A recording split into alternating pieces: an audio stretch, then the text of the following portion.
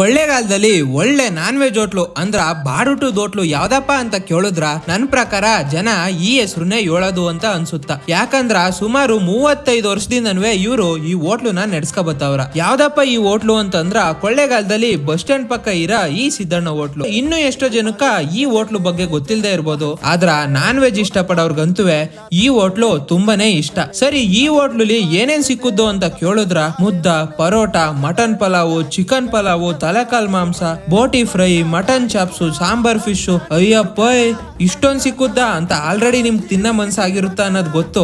ಇನ್ನು ಏನೇನೋ ವೆರೈಟಿಗಳು ಇರುತ್ತಾ, ಹೋದಾಗ ನೀವೇ ಒಂದ್ಸಲ ಕೇಳ್ಕೊಬಿಡಿ. ಬೆಳಿಗ್ಗೆ 6 ಗಂಟೆ ಎದ್ದು ಇವರು ಎಲ್ಲಾನು ರೆಡಿ ಮಾಡ್ಕೊಂಡು ಬೆಳಿಗ್ಗೆ 10 ಗಂಟೆಗ ಕೊಡಕ ಶುರು ಮಾಡಿದ್ರ ಬಾಡು ಬೇಯ್ತಾನೆ ಇರುತ್ತಾ, ಇವ್ರು ಬಡಿಸ್ತಾನೆ ಇರ್ತಾರ. ಸಿದ್ದಣ್ಣ ಅಂತ ಅಣ್ಣ ತಮ್ಮದಿರ ಇವ್ರು 35 ವರ್ಷದಿಂದ ಈ ಹೋಟ್ಲು ಮಾಡ್ಕೊ ಬತ್ತವ್ರ ಅಂದ್ಮೇಲೆ ಊಟದ ರುಚಿ ಬಗ್ಗೆ ನಾವ್ ಮಾತಾಡಂಗೆ ಇರಲ್ಲ ಅನ್ನೋದು